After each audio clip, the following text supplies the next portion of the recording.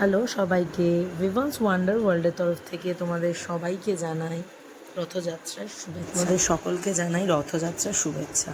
তো 7 তারিখ ছিল রথ, সেই হিসাবে ভিভানকে নিয়ে বেরিয়ে পড়েছি রথযাত্রার জন্য। রথটাকে সাজিয়ে, এই রথটা ছিল ওর প্রায় 3-4 বছর পুরনো, কিন্তু মানে ওর দাদু যে সে এনে দিয়েছিল এই বাঁশের তৈরি রথটা এত সুন্দর, এত ভালো যে 4 বছর ধরে রথটা চলছে, রথটা একটা কোথাও ভাঙেনি।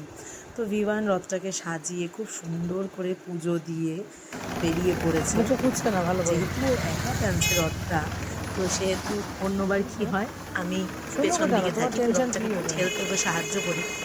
কিন্তু এবার যেহেতু ক্যামেরা ধরেছি, তো ওকে একাই তুই টান টানতে না, হচ্ছে। সোজা করে টান না। রাস্তাটাও তো এবড়ো খেবড়ো, তাই বিমান একা পারছে না। হ্যাঁ টান। চেষ্টা তো সে চালিয়ে যাচ্ছেই।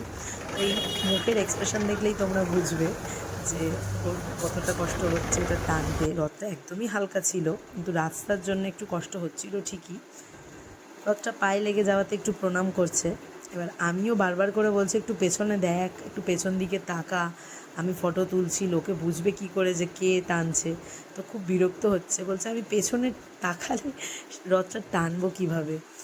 যাই হোক, এখন যাচ্ছে সে তার ভাইয়ার বাড়ির দিকে। প্রত্যেকবার দুজনে মিলেই টানে, ও আর ওর ভাই। কিন্তু এবার ভাইয়ার দেখা পাওয়া যায়নি, কারণ আমি একটু বেরোবো করে সেদিনকার একটু তাড়াতাড়ি বেরিয়ে পড়েছিলাম বিমানকে নিয়ে। তো সে বছর এর মতো, প্রত্যেক বছরের মতো আর কি, এবছর আর অনেকে মিলে টানা হয়নি।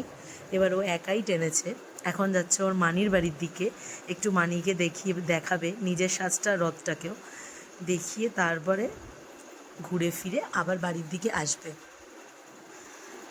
আমি একটু মাঝে মাঝে বলছিলাম একটু পোজ দে, একটু তাকা ক্যামেরার দিকে, কিন্তু ভিভানই ক্যামেরার দিকে না তাকিয়ে আকাশে দেখছে পাখি উঠছে না কি উঠছে। তো যাই হোক, সেদিনকার রথটায় খুব ভালোভাবেই গেছে রথের দিনটা।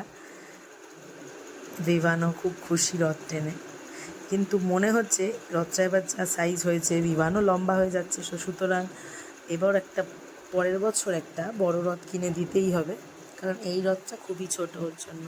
তো সকলকে অনেক ধন্যবাদ আমার ভিডিওটা লাইক